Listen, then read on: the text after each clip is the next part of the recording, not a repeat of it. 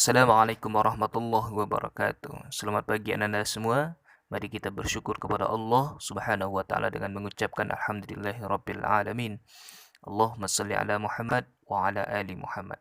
Baik Ananda, kita lanjutkan materi kita pada minggu yang lalu, yaitu tentang memegang teguh kebenaran Al-Quran atau iman kepada kitab-kitab Allah.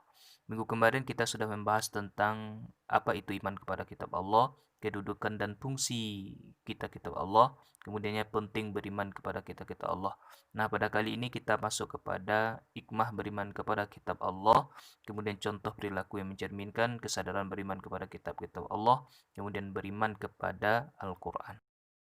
Kita masuk kepada poin D, yaitu hikmah beriman kepada kitab Allah. Kalau kita lihat, ada 5 hikmah yang dapat kita ambil terhadap beriman kepada kitab Allah. Hikmah yang pertama, itu dapat berbuat sesuai dengan tuntunan Allah. Ini hikmah untuk kita. Jadi ketika kita berbuat itu sesuai dengan tuntunan Allah, tidak menyimpang daripada ajaran-ajaran Allah Subhanahu wa taala. Yang kedua, membuka cakrawala iptek atau ilmu pengetahuan teknologi. Ya, yang ketiga, tidak terjerumus dalam perbuatan maksiat. Ya, karena banyak Al-Quran mengatakan bahwasanya menjelaskan tentang bagaimana perilaku-perilaku yang akan jatuh kepada perbuatan-perbuatan maksiat. Yang keempat, menjadikan kitab-kitab Allah itu sebagai rujukan dalam perundang-undangan. Dan kelima, hidup selamat dunia akhirat. Ini hikmahnya. Hikmah ketika kita beriman kepada kitab Allah. Kemudian yang ke poin E, adapun contoh perilaku yang mencerminkan kesadaran beriman kepada kitab Allah. Nah, seorang yang sudah memiliki kesadaran beriman pada kitab-kitab Allah akan terlihat dari perilakunya yang memiliki sikap tanggung jawab. Nah, di antara tanggung jawab tersebut adalah terhadap hal-hal berikut. Yang pertama, agama. Kalau seseorang yang sudah memiliki rasa tanggung jawab terhadap agama, maka ia akan meyakini bahwa agama yang benar adalah Islam. Nah, kemudian dia pelajari dengan baik, kemudian dia amalkan dalam kehidupannya, mendakwahkan terhadap sesama, menjaga martabat dan kemuliaan Islam. Nah, ini contoh perilakunya. Yang kedua, untuk diri sendiri.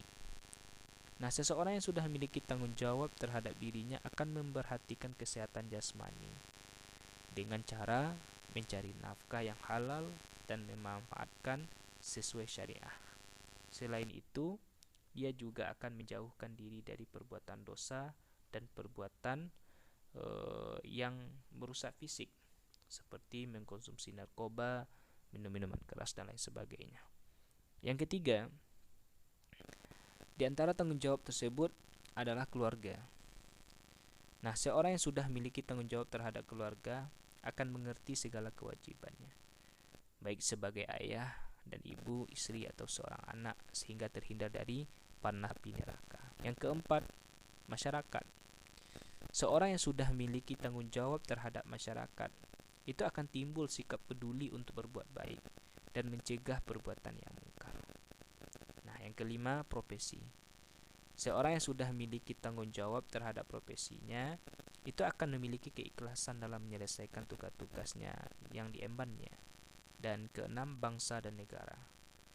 Seseorang yang sudah memiliki tanggung jawab terhadap bangsa dan negara, itu akan timbul semangat untuk memajukan bangsa sebagai wujud pengabdian kepada Allah, ya, sehingga menjadi bangsa yang maju, adalah bangsa yang dapat mandiri dan terbebas dari tekanan pihak manapun, yang akan menjadi bangsa yang memiliki martabat dan tengah-tengah pergaulan antar bangsa. Kemudian yang poin F, Ananda, beriman kepada Al-Quran. Apa itu pengertian Al-Quran? Sama-sama kita ketahui bahwasanya Al-Quran itu adalah kalamullah yang diturunkan kepada Nabi Muhammad melalui perantara malaikat Jibril, yang diturunkan secara mutawatir atau beransur-ansur, yang mana diawali dengan surah Al-Fatihah dan diakhiri dengan surat An-Nas. Kemudian kedudukan Al-Quran.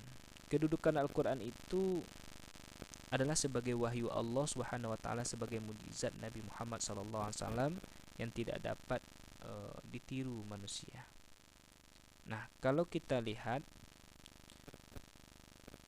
penyempurnaan terhadap kita Allah sebelumnya sehingga bernilai abadi. Nah, kedudukan Al-Quran yang pertama, Al-Quran itu sebagai wahyu Allah yang terjamin keasliannya. Yang kedua, Al-Quran sebagai mukjizat Rasulullah sallallahu alaihi wasallam. Ya. Ini mukjizat yang terbesar dari kalangan nabi itu adalah Al-Quran, yaitu mukjizatnya Nabi Muhammad sallallahu alaihi wasallam. Yang ketiga, Al-Quran sebagai pedoman hidup. Ya, hudal linnas siwa bainati minal huda wal furqan. Ya. Atau alif lam ra kitabun anzalna hu ilaika litukhrijan nas minaz zulumati ilan nur. Nah, alif lam ra ini adalah kitab yang kami turunkan kepada Muhammad agar engkau mengeluarkan manusia dari kegelapan kepada cahaya yang terang benderang dengan izin Tuhannya. Yang keempat, Al-Quran itu sebagai korektor dan penyempurna. Nah, Al-Quran membenarkan, melengkapi, mengoreksi dan menjelaskan kita Allah Subhanahu wa taala yang terdahulu tentang ajaran yang belum sempurna dan yang telah diubah atau dipalsukan oleh manusia.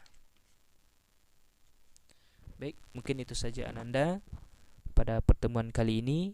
Mudah-mudahan bermanfaat dan dapat dipahami dan dimengerti. Subhanakallahumma wa bihamdika asyhadu an la ilaha illa anta astaghfiruka wa atubu ilaik.